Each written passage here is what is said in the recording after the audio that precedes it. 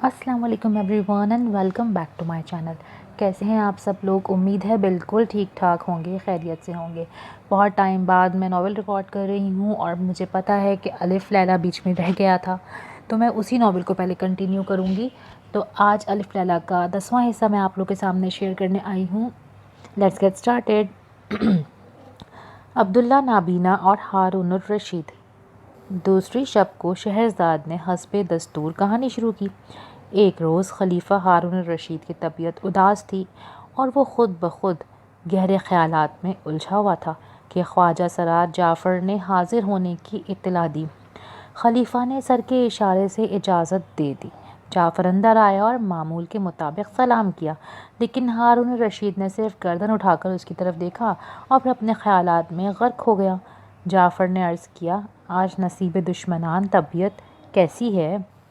خلیفہ نے ایک سرد آہ بھر کر کہا، جعفر، بعض اوقات میرے خیالات کی روح ایسے دور دراز قصوں تک چلی جاتی ہے کہ میں خود پریشان ہو جاتا ہوں۔ یہ تخت خلافت اور امارت سب کچھ ہیچ معلوم ہونے لگتا ہے اور دل برداشتہ ہو کر کہنے لگتا ہوں کہ کہیں ایسی جگہ نکل جاؤں جہاں روح کو سکون حاصل ہو جائے۔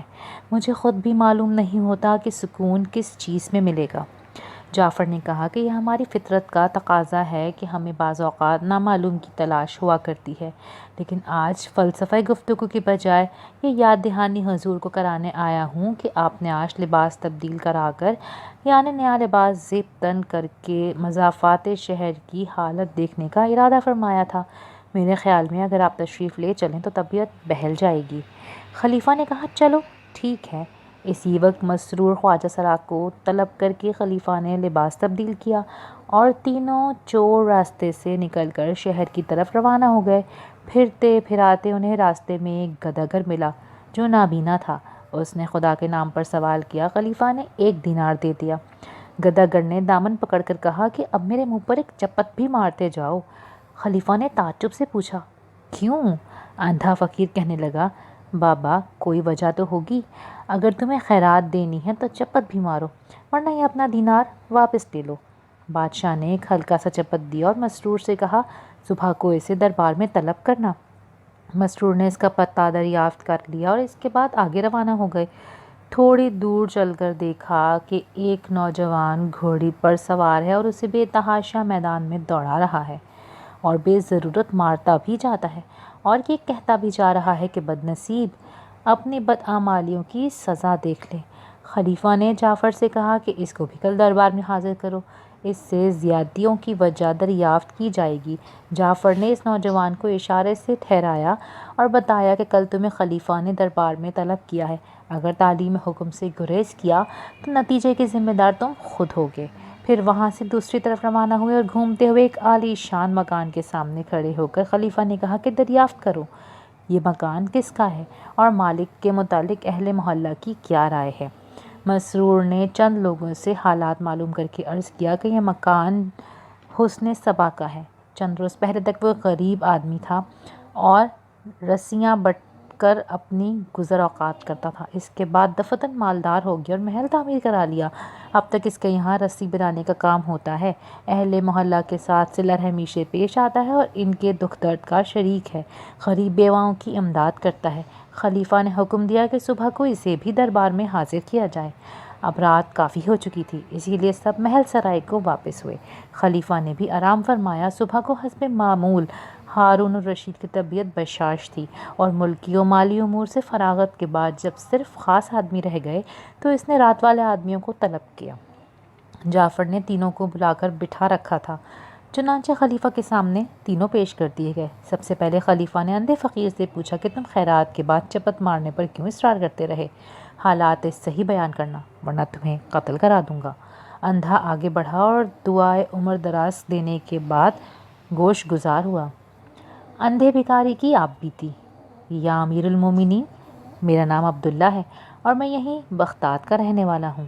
باپ کے مرنے کے بعد بری صحبت میں پڑھ کر میں نے اپنا کل اثاثہ برباد کر دیا۔ جب تنگی زیادہ ہوئی تو میں نے اپنی بیوی کے مشورے سے 2 اونٹ خرید کر بار برداری کا کام شروع کیا۔ خدا نے بھی کرم فرمایا اور مجھے اس میں معقول منافع ہونے لگا، یہاں تک کہ میرے پاس 90 اونٹ ہو گئے اور میں کافی آسودگی سے زندگی بسر کرنے لگا۔ ایک روز میں کسی سوداگر کا مال بغداد سے بصرے پہنچا رہا تھا اور واپس بغداد آ رہا تھا۔ گرمی کی شدت سے پریشان ہو کر ایک درخت کے نیچے دم لینے کو بیٹھ گیا اور اونٹوں کو بھی رسی سے باندھ کر کھانے پینے کے لیے چھوڑ دیا۔ مجھے بیٹھے ہوئے زیادہ دیر نہیں گزری تھی کہ ایک درویش مرد ادھر سے گزرا اور مجھے بیٹھا ہوا دیکھ کر خود بھی میرے پاس چلا آیا۔ سلام دعا کے بعد ہم باتیں کرنے لگے، پھر کھانا کھایا۔ اسی اثنا میں درویش کہنے لگا کہ یہاں سے قریب ہی اتنا بڑا خزانہ ہے، اگر تم اپنے تمام اونٹوں پر لا دو پھر بھی اس میں کوئی کمی نظر نہیں آئے گی۔ میں نے کہا کہ آپ مجھے خزانے تک لے چلیں تو میں بھی ذرا زر جواہر بھر لوں اور آپ کو ایک اونٹ دے دوں گا۔ درویش نے کہا کہ اگر تم ادھر اونٹ مجھے دے دو تو بے شک وہ خزانہ میں بتا سکتا ہوں۔ میں نے اپنے دل میں خیال کیا کہ اسی وقت 80 اونٹ میرے ساتھ ہیں 40 اونٹوں پر لدا ہوا سمزر تیری 7 پشت کو کافی ہوگا۔ یہ سوچ کر میں نے آدھے اونٹ اسے دینے کو منظور کر لیے۔ درویش نے کہا کہ اپنے اونٹ جمع کر لو اور میرے ساتھ چلو۔ میں نے اپنے اونٹوں کی مہار پکڑی اور درویش کے پاس آ گیا۔ آگے آگے درویش اور اس کے پیچھے اونٹوں کو لیے ہوئے میں چلنے لگا۔ ہم ایک درے کے قریب آئے۔ یہ بہت تنگ راستہ تھا، اونٹ ایک ایک قطار گزر سکتے تھے۔ اس میں ہمیں کافی وقت لگ گیا۔ درے سے باہر نکل کر ہمیں ایک میدان ملا جو چاروں طرف سے پہاڑوں سے گھرا ہوا تھا۔ یہاں پہنچ کر درویش نے کہا کہ اپنے اونٹوں کو بٹھا دو۔ میں نے اونٹوں کو بٹھایا، اتنے میں درویش نے چند لکڑیاں جمع کیں اور آگ لگا دی۔ درویش اور عبداللہ۔ اب درویش نے کچھ پڑھنا شروع کیا۔ دفتن کچھ زلزلے کی سی کیفیت پیدا ہوئی اور زمین پھٹ کر ایک خوبصورت دروازہ نمودار ہو گیا۔ اس کے بعد میں اور درویش اندر آ گئے تو اس میں لاتعداد زر و جواہر سونے کے انبار جمع تھے۔ میں نے مال اونٹوں پر لادنا شروع کر دیا اور جتنا زیادہ سے زیادہ بوجھ اونٹ اٹھا سکتا تھا میں نے سب اونٹوں پر لاد دیا۔ فقیر نے وہیں ایک ڈبیا اٹھا کر اپنی جیب میں رکھ لی، پھر ہم باہر نکل آئے۔ درویش نے کچھ پڑھا اور دروازہ اسی طرح غائب ہو کر زمین ہموار ہو گئی۔ ہم اونٹوں کو لے کر چلے اور درے سے باہر نکل کر شاہراہ پر آ گئے۔ میں نے 40 اونٹ درویش کے حوالے کر دیے اور 40 اونٹ خود لے کر چل دیا۔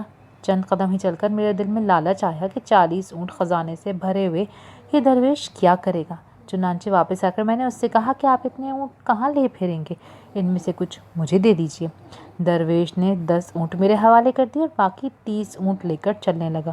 میری طبیعت میں پھر سے لالچ پیدا ہوا۔ میں نے اس سے کہا کہ آپ درویش ہیں، آپ کو تو سیم و زر کی کوئی ضرورت ہی نہیں، آپ کچھ اور اونٹ چھوڑ دیجیے۔ اس نے 10 اونٹ پھر مجھے دے دیے۔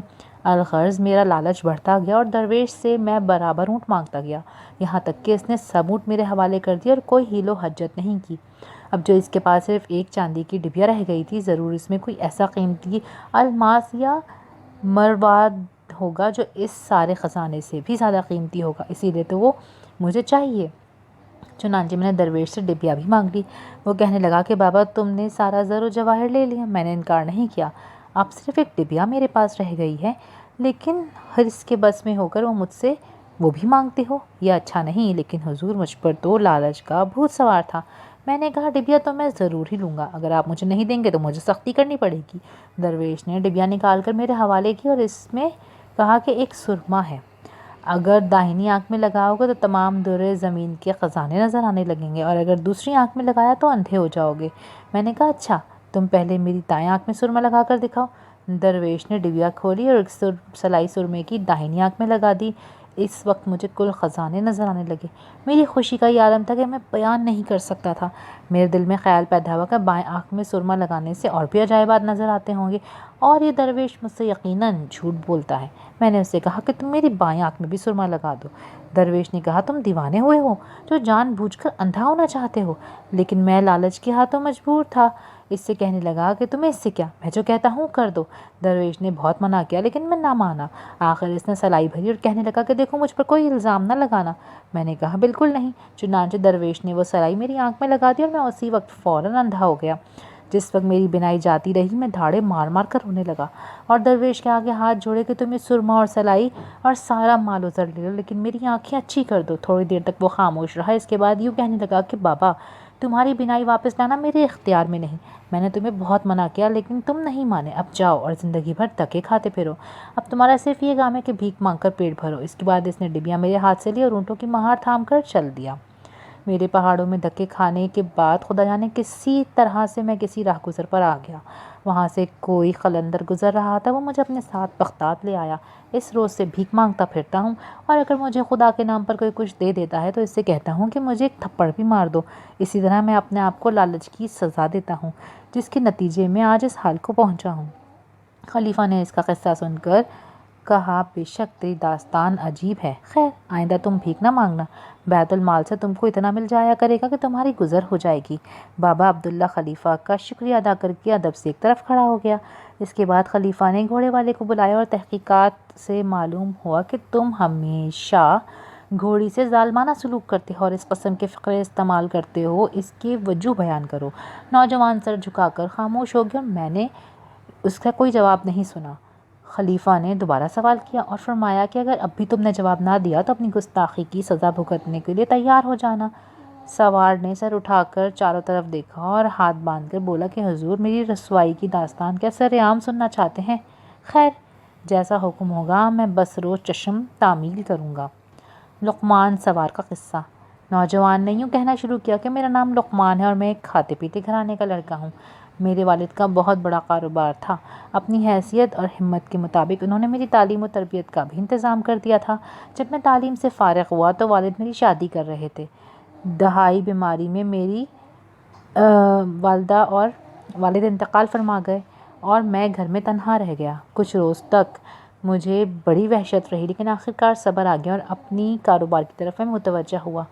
1.5 سال کے بعد مجھے اپنی تنہائی اور خالی پن کا احساس ہوا اور اس میں اتنی شدت ہوئی کہ مجھے مجبوراً شادی کا فیصلہ کرنا پڑا۔ ملنے جلنے والوں کے ذریعے رشتے کی کوشش ہی کرتا رہا اور خود بھی تلاش میں لگا رہا۔ انہی ایام میں شہر بغداد میں ایک کنبہ کہیں باہر سے آ کر آباد ہوا تھا۔ ان میں ایک نہایت حسین لڑکی تھی جو مجھے بے حد پسند آئی۔ میں نے پیغام بھیج دیا اور پھر 2-4 پھیروں کے بعد میرا نکاح ہو گیا۔ میں نے خوش ہو کر امید سے بڑھ کر خوبصورت اور حسین بیوی ملنے پر بہت زیادہ خوشی کا اظہار کیا۔ شروع میں تو میں نے کچھ محسوس نہیں کیا، لیکن چند روز بعد مجھے معلوم ہوا کہ میری بیوی کھانا نہیں کھاتی، صرف کھانے کا نام کرتی ہے۔ میں غور کر کے دیکھتا رہا کہ دن بھر کی غذا اتنی ہی ہوگی جتنا 4 سال کا بچہ ایک وقت میں کھا لیتا ہے۔ مجھے بڑا تعجب ہوا اور میں نے دل میں فیصلہ کیا کہ اس کی وجہ جاننی چاہیے۔ میں نے کئی روز سے اسی خیال اور فکر کا اظہار کیا۔ ایک دن سوتے میں نے محسوس کیا کہ میری بیوی اٹھ کر باہر کہیں جا رہی ہے۔ میں نے اس کے نکلنے کا انتظار کیا۔ جو ہی کپڑے پہن کر باہر نکلی میں بھی اس کے پیچھے پیچھے روانہ ہو گیا، یہاں تک کہ ہم دونوں آگے پیچھے قبرستان میں پہنچے تو میں حیران تھا کہ رات کو تنہا یہ یہاں کیا کرنے آئی ہے۔ بہرحال تمام حالات دیکھنے کے لیے میں ایک بڑے درخت کی آڑ میں چھپ کر کھڑا ہو گیا اور میری بیوی آگے چلتی چلی گئی۔ تھوڑے فاصلے پر ہلکی سی روشنی ہو رہی تھی اور وہیں ایک دیو صفت آدمی بیٹھا تھا جس کو میں نے اپنے اندازے کے مطابق بدروح سمجھا۔ آمین اس کے پاس جا کر بیٹھ گئی اور دونوں آپس میں کچھ گفتگو کرنے لگے۔ فاصلہ زیادہ ہونے کی وجہ سے میں ان کی گفتگو نہیں سن پایا، لیکن نظر سب کچھ آ رہا تھا۔ تھوڑی دیر میں آمین اس دیو ہیکل کی گود میں جا بیٹھی۔ اسی وقت میری جو حالت ہوئی آپ اندازہ فرما سکتے ہیں۔ قریب تھا کہ میں اپنے طاقت ضبط کھو بیٹھوں، لیکن میں بڑی مشکل سے ضبط کر کے بیٹھا تھا اور سارے واقعات دیکھنے کے لیے تیار تھا۔ حبشی روح کچھ دیر تک آمین کو چھاتی سے لگا کر پیار کرتا رہا۔ اس وقت اس کا نازک اور لطیف جسم اس کے گندے پہلو میں ایسا معلوم ہو رہا تھا کہ یہ سفید دھلا ہوا کپڑا کیچڑ میں ڈال دیا گیا ہو۔ بہرحال اختلاط کی مکروہ کیفیت کچھ دیر جاری رہی۔ اس کے بعد میں نے دیکھا کہ وہ اس کو ناز و انداز دکھا رہی ہے۔ تھوڑی دیر تک یہ تماشا ہوتا رہا۔ اس وقت مجھے محسوس ہوا کہ شاید میری بیوی انسانی نسل کے بجائے بدروح کی کوئی نسل ہوگی۔ کچھ دیر بعد حبشی اٹھا اور آمین لیٹی رہی۔ اس عرصے میں اس مرد نے ایک تازہ قبر کھود کر مردہ نکال لیا اور آمین کے قریب لا کر رکھ دیا۔ وہ ہنستی ہوئی اٹھ بیٹھی اور دونوں نے اس کا گوشت نوش نوش کر کھانا شروع کر دیا۔ یہ روح فرسا منظر دیکھ کر عام حالات میں شاید بے ہوش ہو جاتا، لیکن اس سے ذرا پہلے والے واقعات نے میرے اندر اتنا جوش اور غضب پیدا کر دیا تھا کہ میں اس منظر کو بخوبی برداشت کر گیا۔ جب یہ دونوں مردے کے جسم کا گوشت کھا چکے تو اس کی ہڈیوں کو واپس قبر میں رکھ دیا۔ میں نے اندازے سے سمجھ لیا کہ اب دونوں یہاں سے چلنے والے ہیں، اسی لیے میں وہاں سے ہٹ کر تیزی سے گھر چلا آیا اور اپنے پلنگ پر ایسا لیٹ کر بن گیا کہ گویا اٹھا ہی نہیں۔ تھوڑی دیر بعد میری بیوی پلنگ پر واپس آ گئی اور غالباً اظہار محبت کے لیے میرے پاس ہی لیٹ گئی۔ اس وقت مجھے اتنی کراہیت کا احساس ہوا، جی چاہتا تھا کہ اس کو دھکا دے دوں، لیکن میں نے معاملے کو صبح پر ملتوی کیا کہ اچھی طرح ذرا غور و فکر کر لوں۔ قبرستان میں آمین کا مردے کا گوشت کھانا۔ صبح کو اٹھ کر غسل کیا اور اپنی دکان پر چلا آیا اور برابر اس مسئلے کے متعلق سوچتا رہا کہ مجھے کیا کرنا چاہیے۔ اگر خاموش ہوتا ہوں تو میں اپنی بے عزتی کا احساس پیدا کرتا ہوں، اور اگر قتل کرتا ہوں تو گرفتاری اور قصاص کا خوف ہوتا ہے۔ اسی الجھن میں دوپہر ہو گئی اور میں گھر واپس چلا آیا۔ مجھے دیکھ کر اس نے دسترخوان بچھایا اور کھانے چن دیے۔ جب میں کھانے کے لیے بیٹھا تو معمول کے مطابق وہ نمائش میں شریک ہو گئی، لیکن کھانے کا یہ انداز کہ ایک ایک دانہ منہ میں ڈالتی۔ اصل حالات آنکھوں سے دیکھ چکنے کے بعد آج مجھے ان حرکات پر غصہ آیا اور میں نے اسے کہہ دیا کہ جانے من، اگر تمہیں یہ چیزیں ناپسند ہیں تو اپنی مرضی کا کھانا پکایا کرو، آخر مردے کے گوشت سے اچھی چیز کیا ہوتی ہوگی۔ یہ سنتے ہی وہ سمجھ گیا کہ میں راز سے واقف ہو گیا ہوں۔ اس نے دسترخوان پر رکھا پانی کا برتن اٹھایا اور یہ کہہ کر مجھ سے پانی پر پھینک دیا، کم بخت کتا بن جا۔ اسی وقت میری حیت تبدیل ہو گئی اور میں کتے کی شکل کا تبدیل ہو گیا۔ پھر اس نے ایک لکڑی اٹھائی اور مجھے اتنا مارا کہ جا بجا خون بہنے لگا۔ بمشکل تمام گھر سے نکل بھاگا تو محلے کے کتوں نے اجنبی سمجھ کر میرا پیچھا کیا، وہاں پر بھی نہ ٹھہر سکا، مجبوراً ایک قصاب کی دکان میں گھس کر اس کی چوکی کے نیچے بیٹھ گیا۔ قصاب نے رحم کھا کر کتوں کو بھگایا، میں دیر تک وہیں پڑا رہا، اپنی حالت کے متعلق غور کرتا رہا اور ہر طرف مایوسی کا تاریک سایہ چھایا ہوا تھا۔ بہت دیر کے بعد میں وہاں سے نکلا تو قصاب نے ایک گوشت کا ٹکڑا میرے آگے ڈال دیا اور میں دم ہلاتا وہاں اس کے قریب آ گیا۔ معلوم نہیں اس نے کیا سمجھا اور مجھے ایک لکڑی بڑے زور سے دے ماری۔ میں وہاں سے بھاگا اور ایک نان بائی کی دکان میں پناہ لی۔ شام تک جب میں وہیں پڑا رہا تو اس نے روٹی کا ٹکڑا میرے آگے ڈال دیا، جسے میں نے کھا لیا اور پھر وہیں بیٹھ گیا۔ اسی طرح کئی روز گزر گئے اور نان بائی یا دوسرے لوگ کچھ بچا کچھ میرے آگے ڈال دیتے اور میں وہ کھا کر پانی پی لیتا۔ ایک روز عورت ایک روٹی لینے آئی اور جو درہم اس نے نان بائی کو دیے ان میں ایک کھوٹا تھا۔ جب عورت جانے لگی تو میں نے اس کا دامن پکڑ لیا۔ اس نے ہر چند شور مچایا لیکن میں نے نہیں چھوڑا۔ نان بائی خود اٹھا اور مجھے الگ کیا۔ میں نے آگے بڑھ کر کھوٹا درہم پر پیر رکھ دیا اور اشارے سے نان بائی کو دکھایا۔ اب نان بائی نے غور کیا تو اسے معلوم ہوا کہ واقعی درہم کھوٹا تھا۔ اس نے وہ درہم تو عورت کو واپس کر دیا کہ اس کو بدلو، لیکن میری سمجھ کو دیکھ کر وہ حیران رہ گیا۔ اس نے بہت سے آدمیوں سے اس کا ذکر کیا اور ان کو یقین ہی نہیں آیا۔ چنانچہ بطور امتحان میرے سامنے کھرے کھوٹے درہم ڈال کر ملا کے رکھ دیے گئے۔ اب تو میری ہر جگہ شہرت ہو گئی کہ فلاں نان بائی کے پاس ایک کتا ہے جو کھرے کھوٹے درہم پہچان لیتا ہے۔ لوگ خواہ مجھے دیکھنے آتے اور امتحان لیتے۔ اس طرح نان بائی کی بکری بھی بڑھ گئی اور نان بائی میری خاطر کرنے لگا۔ ایک روز ایک عمر رسیدہ عورت روٹی لینے آئی۔ اس نے چند خراب درہم ملا کر نان بائی کو دیے۔ اس نے پرکھنے کو میرے آگے ڈال دیے۔ میں نے کھوٹے سکے الگ کر دیے۔ عورت نے نان بائی کو تو اچھے درہم دے دیے، لیکن جب چلنے کو لگی تو مجھے اشارے سے اپنے ساتھ آنے کو کہا۔ میں اس خیال سے اس کے پیچھے ہو لیا کہ شاید اسی کی بدولت میں اس مصیبت سے چھوٹ جاؤں۔ نان بائی نے اس لیے روکنے کی کوشش نہیں کی، وہ جانتا تھا میں کہیں نہیں جاؤں گا، ادھر ادھر گھوم کر پھر اسی کی دکان پہ لوٹ جاؤں گا، جیسا کہ میں اکثر کرتا رہتا تھا۔ میں اس عورت کے ساتھ ایک مکان میں گیا۔ وہاں ایک جوان اور بے حد خوبصورت عورت بیٹھی تھی۔ بوڑھیا نے اس سے مخاطب ہو کہا کہ بیٹی، یہی وہ کتا ہے جو کھڑے کھوٹے درہم کو شناخت کر دیتا ہے۔ اس نے پہلے غور سے میری طرف دیکھا، پھر کہنے لگی کہ ابھی اصل راز ظاہر ہو جاتا ہے، تو مجھے تھوڑا سا پانی دو۔ بوڑھیا نے ایک گلاس میں پانی لا کر اس کے سامنے رکھا، پھر اس جوان عورت نے اس پر کچھ پڑھ کر پھونک دیا اور یہ کہہ کر مجھ پر پھینک دیا کہ تم کسی اور ہیبت سے اس ہیبت میں آئے ہو تو اپنی اصلی صورت میں واپس آ جاؤ۔ پانی پڑتے ہی میں اپنی اصلی شکل میں واپس آ گیا اور دوڑ کر اس کے قدموں میں گر پڑا۔ اس نے مجھے اٹھنے کو کہا اور پوچھا کہ تمہارے ساتھ واقعہ کیسے پیش آیا۔ میں نے اپنی محسنہ کو ساری داستان اول سے آخر تک سنائی اور وہ دیر تک افسوس کرتی رہی۔ پھر بولی کہ تمہاری اس بد کردار بیوی کو کچھ سزا ضرور ملنی چاہیے۔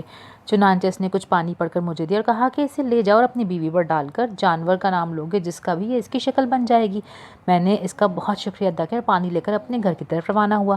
خوش قسمتی سے جب میں گھر پہنچا تو میری بیوی آمین کسی کام میں مصروف تھی۔ اس نے مجھے نہیں دیکھا اور میں نے بڑی آہستگی سے پیچھے اس پر پانی پھینکا اور حکم دیا کہ گھوڑی بن جا۔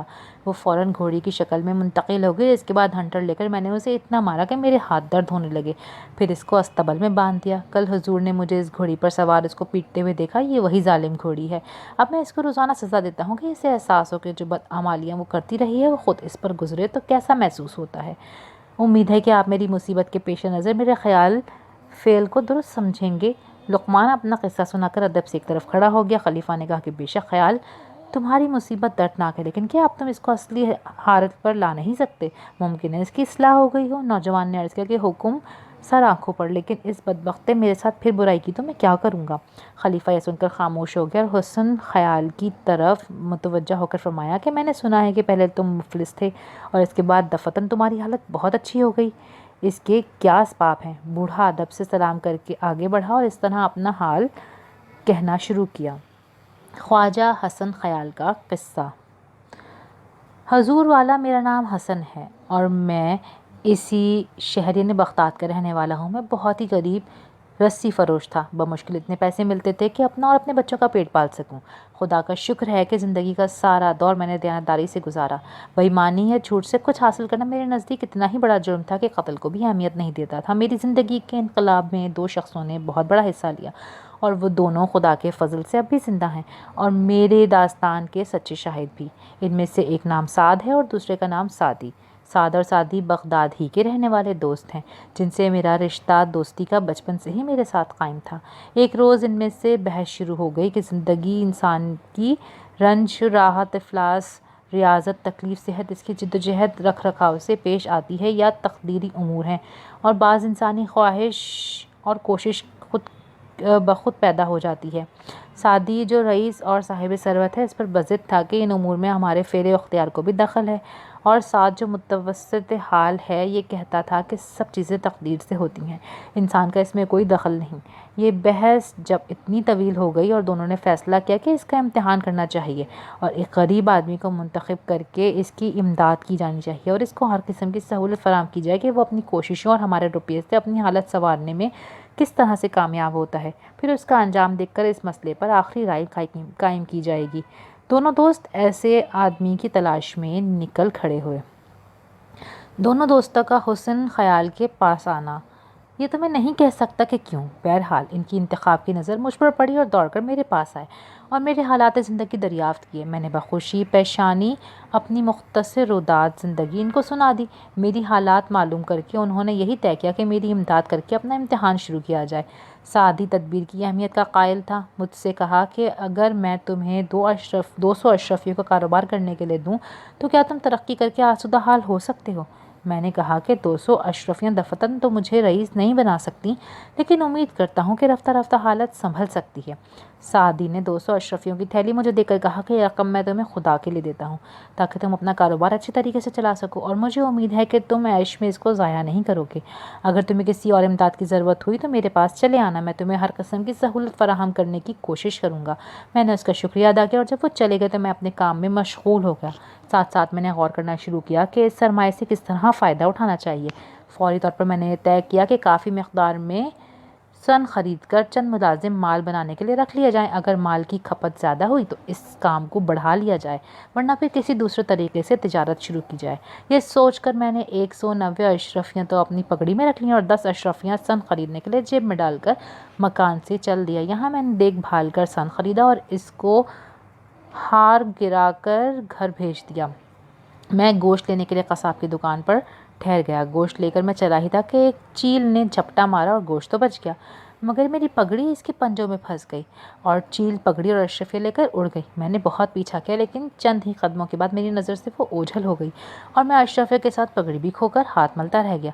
گو مجھے اتنی بڑی رقم کے جانے کا بہت رنج تھا، لیکن سب سے زیادہ اس بات کی پریشانی تھی کہ اگر سعدی نے آ کر دریافت کیا کہ تم نے کام شروع کیا یا نہیں تو میں اس کو کیا جواب دوں گا۔ اگر صحیح حال بتا دیا تو کیا اس کو یقین آ جائے گا؟ وہ ضروری سمجھے گا کہ حسن خیال نے سب پیسہ عیش و آرام میں غارت کر دیا اور اب بہانے بناتا ہے۔ جب میں گھر پہنچا تو بہت افسردہ خاطر تھا۔ میری بیوی نے پریشانی کی وجہ پوچھی تو میں نے اسے سب حال کہہ سنایا۔ وہ غریب رونے لگی اور میں نے اسے سمجھایا کہ یہ سب تقدیری باتیں ہیں، ہماری قسمت میں غریبی ہی لکھی ہے تو ہزاروں مل کر بھی ہمیں امیر نہیں بنا سکتے، اسی لیے بہرحال صبر کے سوا کوئی چارہ نہیں۔ چند روز طبیعت کو ملال رہا، آہستہ آہستہ وہ بھی کم ہو گیا اور میں حسب سابق رسیاں بٹ بٹ کر اپنی زندگی گزارنے لگا۔ ایک مدت کے بعد ہی وہ دونوں دوست میری دکان پر آئے اور میری تباہ حالی دیکھ کر دریافت کیا۔ میں نے بڑی شرمندگی کے ساتھ سارا قصہ ان کو سنا دیا۔ سعدی نے اس کو بناوٹ پر معمول کیا اور کہنے لگا کہ آج تک کبھی کسی نے سنا ہے کہ چیل اشرفیوں سمیت پگڑی لے اڑے؟ لیکن سعد نے اس کو ٹوکا اور کہا کہ دوست، قسمت اسی کا نام ہے، میں حسن کو جانتا ہوں، یہ اب بھی سچ بول رہا ہے۔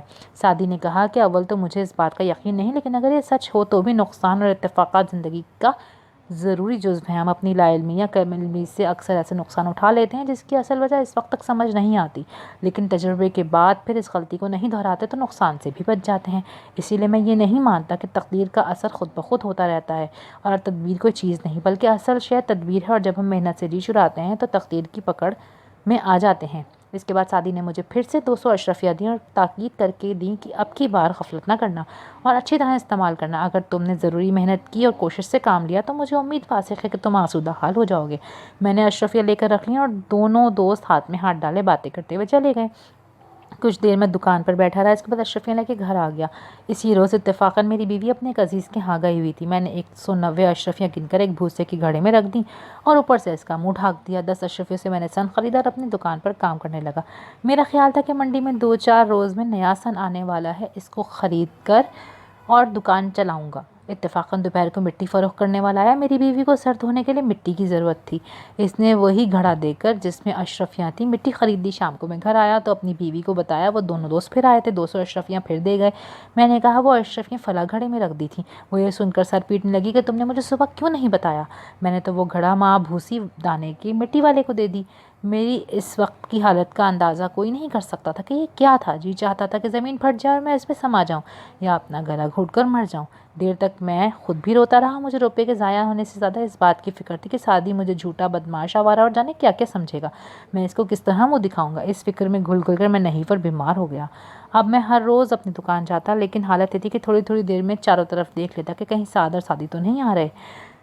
چور نہ ہوتے ہوئے بھی میری حالت چوروں سے بھی بدتر تھی. آخرکار ایک روز دونوں کو آتے دیکھا. جی چاہا کہ کہیں بھاگ جاؤں، لیکن وہ مجھے دیکھ چکے تھے. اپنی جگہ سے اٹھنا محال تھا. دکان پر آ کر دونوں نے سلام کیا. میری حالت دریافت کی. شدت رنج اور شرم سے میری آنکھوں میں آنسو آ گئے اور انہیں کوئی جواب نہ دے سکا. بڑی مشکل سے میں نے انہیں کل والا واقعہ سنایا، لیکن اس طرح روتے روتے میری داڑھی آنسوؤں سے تر ہو گئی. سعدی گو مایوس تھا، لیکن اس نے مجھے تشفی دی کہ تم اس قدر کیوں پریشان ہوتے ہو. بہرحال وہ روپیہ قرض نہیں تھا، میں نے خدا کے نام پہ دیا تھا. یہ صحیح ہے کہ مجھے تمہاری کم عقلی پر افسوس ہے. اس کے بعد دونوں دوست رخصت ہونے لگے تو سعد نے جیب سے ایک پیسہ نکال کر مجھے دیا کہ اس کو اپنے پاس رکھو. اگر تمہاری تقدیر میں اچھے دن دیکھنے لکھے ہیں تو کیا عجب ہے کہ اسی پیسے سے حالت بدلنی شروع ہو جائے گی. سعدی اس کی بات سن کر ہنس پڑا اور کہنے لگا کہ جس شخص کو 400 اشرفیاں آسودہ حال نہ بنا سکی، اس کو ایک پیسہ کیا امداد دے گا. سعدی نے کہا کہ میں یہ نہیں کہتا کہ اگر اس نے تدبیر سے کام لیا تو یہ پیسہ اس کو امیر بنا سکتا ہے. میں یہ کہتا ہوں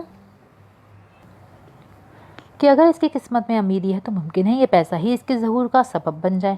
میں نے وہ پیسہ لے لیا اور وہ دونوں دوست اسی حالت میں بحث کرتے ہوئے وہاں سے چلے گئے. شام کو جب میں گھر پہنچا تو اپنی صدی اتار دی تو اتفاقاً وہ پیسہ جو سعد نے دیا تھا نیچے گر گیا. میں نے اٹھا کر لاپرواہی سے طاق میں ڈال دیا اور خود اپنے گھر میں مصروف ہو گیا. ابھی میں نے روٹی بھی نہیں کھائی تھی کہ محلے کی ماہی گیر کی بیوی آئی اور کہنے لگی کہ بہن مجھے ایک پیسے کی ضرورت ہے. آج در در پھری ہوں، کہیں سے ایک پیسہ نہیں ملا. ہمارا جال ٹوٹ گیا ہے. میرا شوہر سوت لا کر اس کی مرمت کرنا چاہتا ہے. اگر جال درست نہ ہوا تو کل ہمیں کھانے کا ٹکڑا بھی نصیب نہیں ہوگا. میں نے افسردگی کے ساتھ وہی پیسہ طاق سے اٹھا کر ماہی گیر کو دے دیا. وہ دعا دیتی ہوئی چلی گئی. دوسرے روز ماہی گیر کی بیوی ایک مچھلی لے کر آئے. کہنے لگی کہ میرے شوہر نے یہ عہد کیا تھا کہ پہلے جال میں جو کچھ آئے گا وہ آپ کو پیش کر دے گا. چنانچہ یہ مچھلی آئی اور ہماری خواہش ہے کہ تم اسے لے لو. میری بیوی نے انکار کیا، لیکن وہ نہ مانی اور مچھلی رکھ کر چلی گئی. میری بیوی مچھلی صاف کرنے لگی تو اس کے پیٹ سے ایک بڑے شیشے کا ٹکڑا نکلا جو اس کے بچوں کو کھیلنے کے لیے دے دیا. وہ دن بھر اس سے کھیلتے رہے. رات کو جس وقت ہم تمام کھانا کھانے بیٹھے تو بڑے لڑکے نے وہ شیشے کا ٹکڑا بھائیوں سے چھپا کر دسترخوان کے ایک تاریک حصے پر رکھ دیا. لیکن اس کی چمک دوسرے بچے نے دیکھ لی اور جھپٹ کر اٹھا لیا اور چراغ کی روشنی میں اسے دیکھنے لگا. جہاں اس کی چمک دمک بڑی خوشنما محسوس ہوتی تھی، اتنے میں بڑے لڑکے نے اپنے چھوٹے بھائی سے وہ چھین لیا اور بھاگ کر اندھیری کوٹری میں چلا گیا. وہاں ایسی روشنی ہو گئی جیسے چراغ سے اٹھا ہو. اس روشنی کو دیکھ کر دوسرے بچے بھی شور مچاتے ہوئے اندر چلے گئے. میں اس خیال سے اٹھا کہ ان کو شور و غل سے روکوں، لیکن اندر گیا تو یہ دیکھ کر حیران رہ گیا کہ بغیر چراغ کے کوٹری روشن ہے. میں نے اس کانچ کے ٹکڑے کو ہاتھ میں لیا تو دیکھا کہ چلو سعد کے پاس جو پیسہ تھا اس سے فائدہ تو ہوا کہ تیل کے پیسے بچ جائیں گے. اس کے بعد میں نے وہ شیشے کا ٹکڑا بچوں کو دیتے ہوئے تاکید کی کہ اس کو کھو نہ دینا، ہم اس سے چراغ کا کام لیں گے. صبح کو حسب معمول دکان پر گیا. میری عدم موجودگی میں پڑوسی یہودی نے جوہری کی بیوی کو کچھ لینے ہمارے گھر بھیجا تو اس نے بچے کے ہاتھ میں شیشے کا وہ ٹکڑا دیکھا اور حیران ہو کر پوچھا کہ یہ شیشہ کہاں سے لائے ہو. میری بیوی نے بتایا کہ مچھلی صاف کرتے ہوئے اس کے پیٹ سے نکلا اور رات کو ایسا چمکتا ہے جیسے چراغ. اب ہم چراغ کے بجائے اس کو رکھ لیا کریں گے. یہودن اس وقت واپس چلی گئی. اپنے شوہر سے ذکر کیا کہ پڑوسی حسن خیال کے ہاں مچھلی کے پیٹ سے ایسا نادر و نایاب ہیرا نکلا ہے اور اس کی قدر و قیمت سے واقف نہیں ہے. بچے اس سے کھیلتے پھرتے ہیں. یہودی اسی وقت اپنی بیوی کو دوبارہ بھیج کر پوچھا کہ کسی نہ کسی طرح وہ اس کو فروخت کرنے پر آمادہ آمادہ ہو جائیں، جو کچھ مانگیں گے وہ ہم دیں گے۔ یہودن پھر ہمارے گھر آئی، کہنے لگی کہ تمہارے لیے یہ شیشہ بیکار شے ہے، میرے شوہر کو یہ خریدنے کا شوق ہے، اگر تم پسند کرو تو میں اس کی قیمت میں اشرفیاں دے سکتی ہوں 20۔ اسی وقت اتفاقاً ایک ضروری کام سے میں گھر گیا، میری بیوی نے مجھ سے ذکر کیا 20 اشرفیوں کے نام سن کر مجھے خیال آیا کہ یہ اتنے کانچ کے ٹکڑے کی اتنی بڑی قیمت دے رہی ہے، ضرور اس میں کوئی راز ہے۔ پھر مجھے ساتھ کے الفاظ یاد ہے کہ تقدیر میں ہوا تو مجھے پیسے کی بدولت رئیسی مل جائے گی۔ میں ان خیالات میں غلطاں اور پیچاں تھا، لیکن یہودن سمجھی کہ کم قیمت ہونے کی وجہ سے چپ ہوں، چنانچہ وہ کہنے لگی کہ 50 اشرفیاں رکھ لو۔ اب مجھے یقین ہو گیا کہ یہ قیمتی چیز ہے، جو ایک دم اس نے 20 سے 50 اشرفیاں کرنے کا کہہ دیا۔ میں پھر بھی خاموش رہا تو وہ کہنے لگی چلو 100 اشرفیاں لے لو۔ یہ سن کر میں نے سمجھ لیا کہ سعد نے جو کچھ کہا تھا شاید اس کے پورا ہونے کا وقت آ گیا ہے، چنانچہ میں نے ٹالنے کے خیال سے کہا کہ میں نے 1 لاکھ اشرفیوں میں بیچنا ہے یہ۔ یہودی کہنے لگی کہ یہ تو بہت قیمت ہے، لیکن اگر تم چاہتے ہو تو میں 75,000 اشرفیاں دے سکتی ہوں۔ اتنی بڑی رقم یہ دام سن کر میں نقش حیرت بن گیا۔ کچھ دیر بعد آسان بحال کر کے میں نے اس کو جواب دیا کہ تم اپنے شوہر کو بیچ دینا، میں ان سے بات کر لوں گا۔ یہودن چلی گئی اور تھوڑی دیر بعد وہ اپنے شوہر کو لے آئی۔ جوہری نے وہ ہیرا لے کر دیکھا، پھر سمجھ کر کہنے لگا کہ آپ اس کا کیا مانگتے ہیں؟ میں نے اس کی قیمت 1.5 لاکھ اشرفیاں بتائی۔ آخر بڑی بحث کے بعد 1.25 لاکھ اشرفیوں پر راضی ہو گیا۔ یہودی نے اسی وقت اشرفیوں کی تھیلیاں میرے حوالے کیں اور خود ہیرا لے کر چلا گیا۔ میری خوشی اور مسرت کی یہ حالت تھی کہ مجھے یقین نہیں آتا تھا کہ جو کچھ وہ دیکھ رہا ہے یا جو کچھ میں نے اس کو دیا ہے یہ اس کے بدلے مجھے اتنا کچھ مل گیا۔ یہ صحیح ہے، جب میرے اعصاب قابو میں آئے تو میں نے آئندہ کا پروگرام بنایا۔ سب سے پہلے ایک عمدہ سی جگہ لے کر ایک بہت بڑا مکان بنانا شروع کیا، جیسا کہ حضور نے ملاحظہ فرمایا ہے، اور رسی بنانے کے لیے کئی بڑے کارخانے کھول دیے۔ کچھ روپیات دوسرے کاروبار میں بھی لگوا دے اور بڑے عیش و آرام سے زندگی بسر کرنے لگا۔ اس عرصے میں ان دونوں کو نہیں بھولا تھا، لیکن کچھ تو اپنی مصروفیات اور کچھ ان کا پتہ نہ ہونے سے میں ملاقات نہ کر سکا۔ اس عرصے میں کارخانوں نے بھی مجھے بڑا معقول منافع دینا شروع کر دیا اور کچھ ہی مہینوں میں سارے خرچ نکال کر 2-3 لاکھ اشرفیاں میرے پاس پس انداز ہو گئیں۔ کچھ مدت گزرنے کے بعد دونوں دوست میرا حال دیکھنے آئے اور مجھے دکان پر نہ پا کر آس پاس کے دکانداروں سے دریافت کیا کہ حسن خیال کہاں ہے۔ وہ کہنے لگا کہ صاحب خدا جانے کہاں سے اس پر دولت پھوٹ پڑی ہے۔ اب وہ حسن خیال ملک تجارت بغداد بن گیا اور ایک بہت بڑا محل فلاں جگہ پہ خرید کر تعمیر کروایا ہے۔ وہ دونوں دوست بحث کرتے ہوئے میرے مکان کی طرف روانہ ہوئے۔ سعدی کہتا تھا کہ ثروت عمارت اس نے میری اشرفیوں سے حاصل کی ہے، اور شروع میں اصل حال چھپاتا رہا۔ سعد کہتا تھا کہ نہیں، یہ سب قسمت کا کرشمہ ہے اور مجھے یقین ہے کہ میرے پیسے کی بدولت ہی اس کے حالات بدلے ہوں گے۔ جب وہ میرے مکان پر آئے تو ملازم کے ذریعے اطلاع ہوئی۔ میں ان کا نام سن کر خود باہر آیا اور پورے عزت و احترام سے قالین پر بٹھایا۔ میری آسودہ حالت دیکھ کر وہ بہت خوش ہوئے اور مجھے مبارکباد دی اور حالات دریافت کیے۔ میں نے انہیں من و عن سارے حالات سنا دیے۔ دونوں دوستوں میں پھر سے بحث شروع ہو گئی اور دیر تک باہمی جھگڑے کرتے رہے۔ سعدی کسی طرح یقین نہیں کرتا تھا کہ مچھلی کے پیٹ سے ایسا نادر و نایاب قیمتی ہیرا نکل سکتا ہے۔ آخر میں اس نے خیال سے کہ کسی طرح اس بحث کا خاتمہ ہو، ان کو اپنے باغ میں چلنے کی دعوت دی۔ وہ دونوں راضی ہو گئے اور ہم باغ میں چلے گئے۔ وہاں آ کر میں نے دیکھا کہ ملازم کسی جاہلانہ عقیدت کے زیر اثر ایک بہت بڑے درخت پر سے چیل کا گھونسلہ اتار رہا ہے۔